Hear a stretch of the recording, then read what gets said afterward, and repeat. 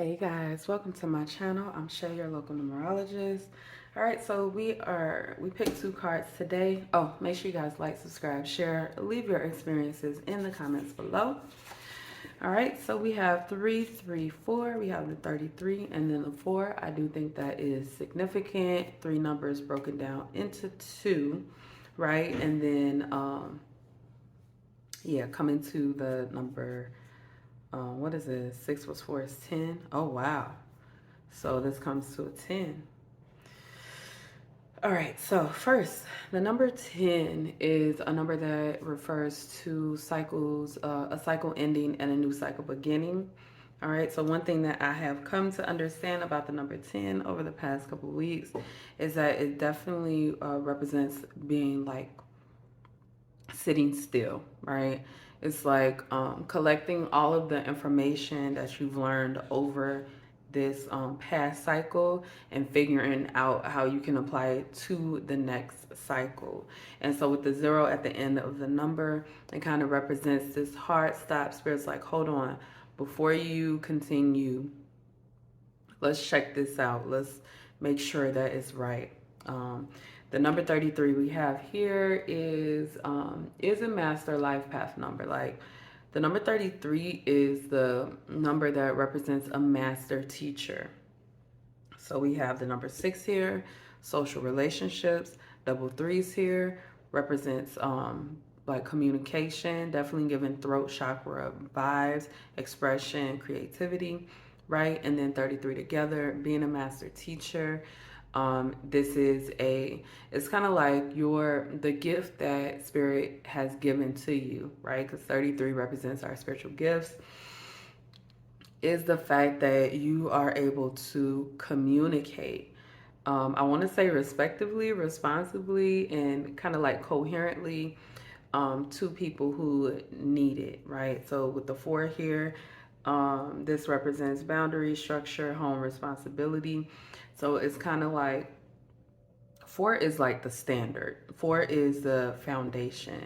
So whatever it is that you're supposed to be teaching people, it does have something to do with a physical foundation or something, even if it is like spiritual or something like that.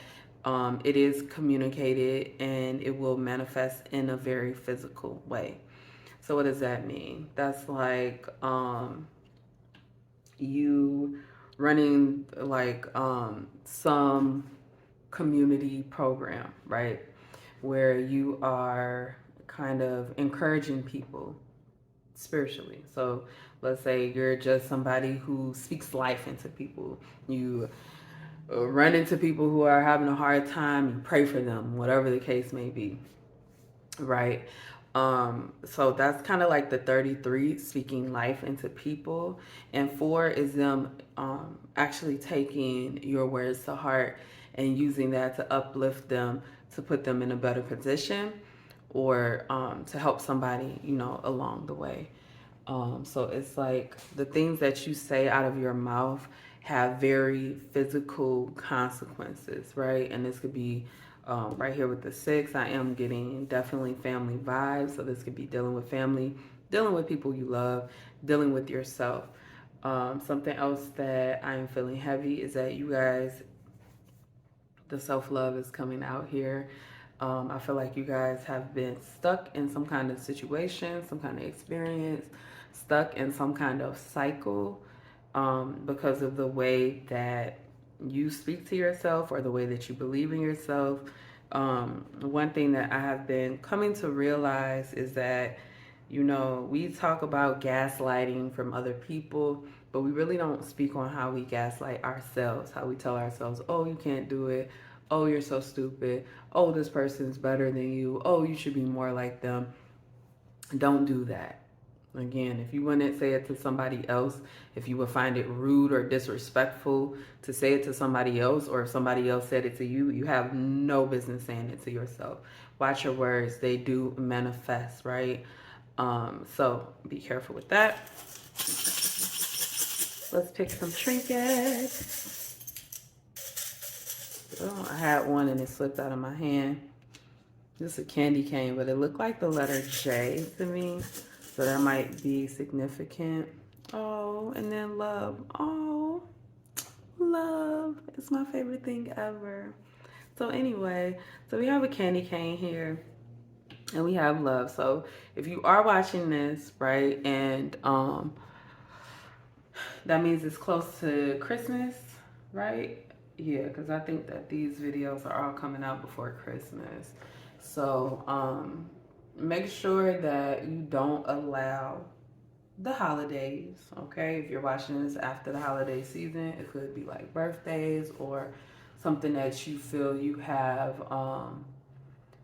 It's kind of like you feel like somebody or some other people are entitled to your time, or your energy or something along those lines, because people get like that around the holidays. So I'm getting to make sure you love yourself, self love. I also get that there may be a situation where somebody needs love from you because they have been lacking it for whatever reason. But you need to love with boundaries. And what do I mean when I say that? Um, we can only give so much, right? So it's kind of like when you are running a charity, you can't take all the money out of the charity to give to one person. The whole point of it being a charity is so that you can give to multiple people. And then on top of that, you're not going to give more than you have as well. So we all have a certain amount of charity that we give, whether it's encouraging people or money or stuff, food, whatever the case may be. You are not to overextend yourself for other people. Okay, you are just not to do it. This is telling me that you overextend yourself under some kind of guise of love, but it's kind of like it's just a smoke screen, right? Because love is not like that, right? Somebody who loves you wouldn't require that type of energy from you, and I stand by that. Okay, I hope that makes sense. So let's see what we got going on. 334 7. Oh yeah, 7. So let's talk about 7 because we're moving into a 7 year again. You might be watching this in 2023 and it's a 7 year. um so, 7 is a number about self realization, self actualization. 7 is a number about balancing the physical and the emotional, trial and error.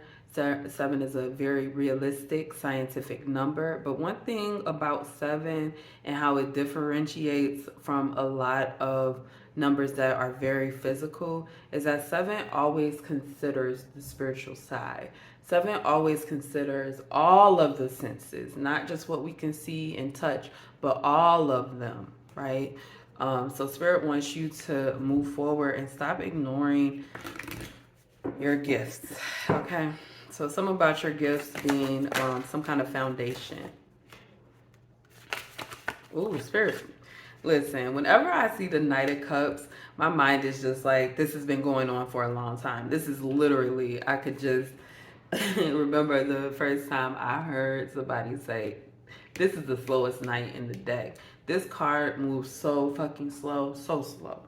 So slow. And then we have the Three of Swords here, right? So I feel like, because the Three of Swords, a lot of times it does stand for heartbreak and kind of like somebody just like talking shit, tearing you down verbally or whatever. This Three of Swords is coming up in reverse because you see the most of the numbers are, the spades are reversed, right? Which represents healing. So what I'm getting is that you've been waiting a very long time to heal, a very long time. And nobody's going to promote that healing except for you.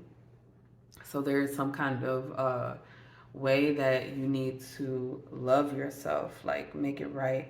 I talk about self-love a lot because I think that we get caught up in this energy of seeing ourselves through other people's eyes, and those other people really don't have our best interests at heart. So when we look at ourselves through someone's eyes who they don't love us or they don't really care about us, It can cause us to view ourselves in a very negative way.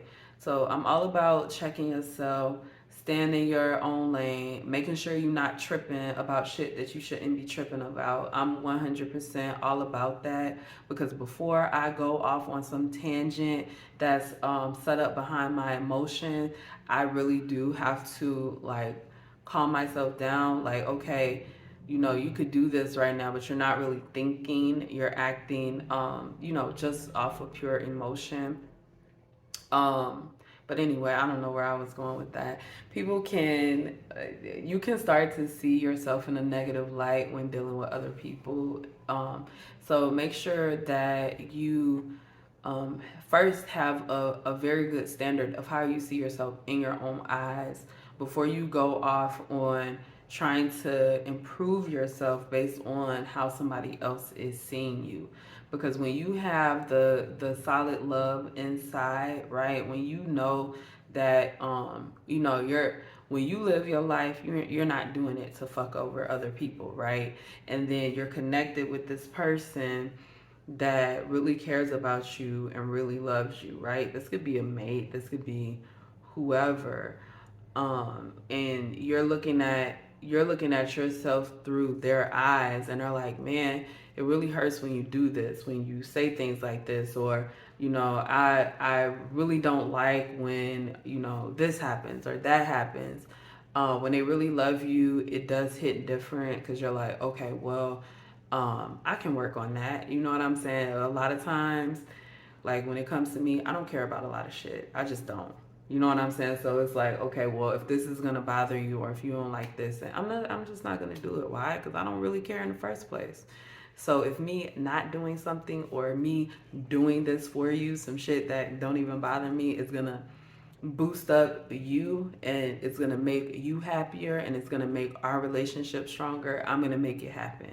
You know what I'm saying? And I feel like a lot of times, um, we get distracted. It's like, it's either like all or one way. It's either like, oh, well, if you love them, you should listen to everything they say. Or it's like, oh, you should never listen to them. You should always just be, you know, do what you want to do. And it's like, no, well, the truth is somewhere in the middle, right? We would love for everything in life to be so fucking black and white. We would love for there to be a standard of, oh yeah, this is how it's always gonna work, and this is how it always should work. But life is not like that at all, and pretending that it's not like that is not gonna make pretending that it is like that is not gonna make it like that, right? So we got that guys, and we got my Nas. That guys, my Nas. Okay, so I feel like this is a very good, right? This is the last set of the 8 runes that are about developing spiritually. So Manas represents who humanity, your intuition, your imagination, insight, instinct. Whereas Dagas represents hope, certainty, security, right? So what I'm getting from this is definitely you guys need to be secure in yourself, in your standards, in your theories, in the way that you love, because being secure in that is going to help you love better, right? Because when you love yourself enough, you know that no matter what this person asks you, if it hurts inside, you're not going to do it, right? And somebody who loves you, they're not going to ask you to do something that hurts you. It's after you express, like, hey, I don't like this, I can't do this, they're not going to ask you to do it. They are not. Somebody who loves you is not going to ask you to do it, okay? They're just not. Yeah, so I feel that very, very heavy that you guys are coming up on this kind of like spiritual abundance, right? These runes are also about your legacy. It's about leaving a legacy for yourself and your family. And so whenever I think legacy, I can't help but think overcoming generational curses, right? What is the opposite of a legacy? It is the generational curse. Either you're gonna leave some good shit for your family, or you're gonna leave shit for them to literally clean up. Stinky, funky shit. I'm just saying. So being here in this 10, you guys could go either way, right? But one thing about 10 is that it breaks down to 1, and 1 is all about you. 1 is all about you. I don't know why. You know what? Because I was thinking it's 10, and I said 7 earlier, but 3 and 4 is 7, and I just can't help but to address it. So I did want, I'm sorry if I confused y'all on that. So anyway, the 10 is all about you, right? Yeah, so let's keep going. Let's get a final message for you guys seeing the number 3 through 4.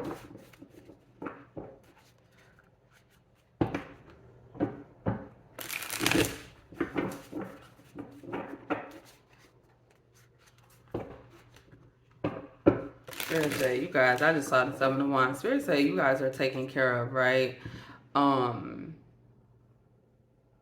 And what I'm getting here with the 7 and the Manans right here is that it's almost like Spirit wants you to take a deep look within yourself and your humanity. And it's kind of like this idea of learning that and accepting that you have a certain period of time here, and you have shit to do while you're here. Man, the Tower again. Wow. I just got that on the last number, 10 of Swords.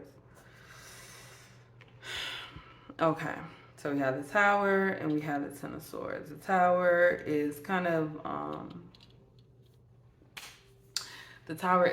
like this idea of things being removed, right? And the 10 of Swords is harsh endings, or it could also be betrayal.